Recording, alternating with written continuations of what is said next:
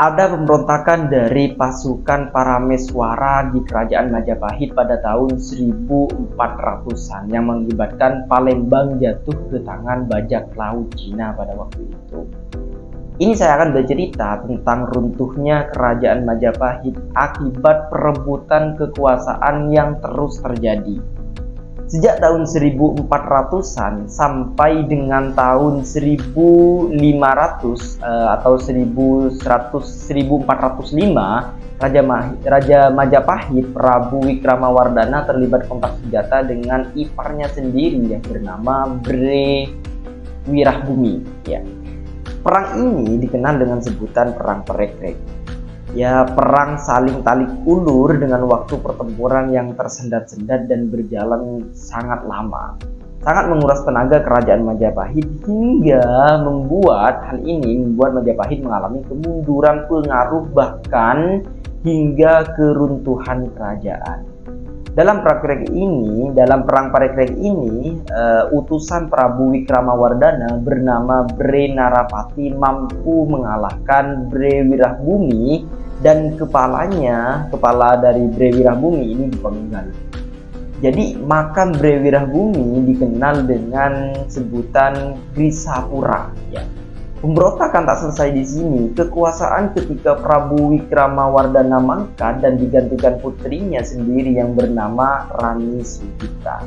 Selain banyaknya pemberontakan di internal Majapahit, Rani Suhita juga terpengaruh oleh fitnah dari orang-orang di sekitarnya terhadap orang-orang kepercayaan ayahnya.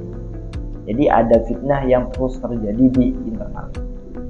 Banyak sekali orang-orang kepercayaan ayahnya dulu yang disingkirkan tanpa alasan yang jelas. Contoh seperti Tuan Kenaka, Mahapatih Majapahit yang sudah mengabdikan diri kepada ayahnya di kerajaan sejak 1410 Masehi. Dia tiba-tiba diganti tanpa alasan yang jelas oleh Rani Suhita. Padahal kan yang namanya kepercayaan ayahnya pasti akan tetap setia walaupun ayahnya sudah meninggal. Ketika sudah dari ayahnya mengabdikan diri kepada anaknya, itu menurut saya pasti. Tuan Kenaka ini dikenal sangat setia pada ayah Rani Suhita. Sangat disayangkan ketika tiba-tiba diganti bahkan alasannya juga belum jelas. Contoh lagi seperti ini, akibat pengaruh fitnah ya, seperti juga Bre Narapati yang sangat berjasa dalam penumpasan pemberontakan Bre Wirahbumi. Ya, pemberontakan Bre Wirahbumi yang terjadi di masa ayahnya. Secara tiba-tiba dihukum mati, ya maksudnya nggak main-main gitu, langsung dihukum mati. Jadi termasuk juga seperti Arya Damar yang juga membantu ayahnya untuk memberantas pemberontakan di Pasumiri Bali. Ini juga tiba-tiba disingkirkan dari ibu kota. Kalau dalam buku Atlas Wali Songo, semuanya itu diganti dengan para penjilat kekuasaan, ya kan? Kacau. Setelah difitnah dan diganti lagi gitu. Diganti oleh para penjilat. Ya hukum alam lah. Rani Suhita mangkat dan digantikan adik laki-lakinya Dyah Kartawijaya yang dikenal dengan Sri Prabu Kartawijaya Paramakwardhana. Sri Kartawijaya ini yang nantinya dikenal sebagai Maharaja pertama yang menaruh perhatian besar terhadap perkembangan agama Islam. Kalau kita berbicara tentang Sri Kartawijaya, seperti yang saya sampaikan, Sri Kartawijaya ini adalah Maharaja pertama di Kerajaan Majapahit yang menaruh perhatian besar terhadap perkembangan dan kemajuan agama Islam pada waktu itu. Ini menarik menurut saya untuk dibahas, ini bagus untuk dibahas dan dicari tahu alasannya kenapa Brawijaya V atau Sri Kartawijaya ini sangat pro dengan Islam. Setelah ditelusuri lebih lanjut, ternyata faktor yang mempengaruhinya adalah Sri Kartawijaya atau Brawijaya V ini mempunyai dua istri yang sama-sama beragama Islam. Dua istri tersebut, satu asal Campa bernama Darawati. Nah, Darawati ini adalah ibu dari Raden Patah Adipati Demak. Dan asal Cina, istri beliau asal Cina bernama Siubanci.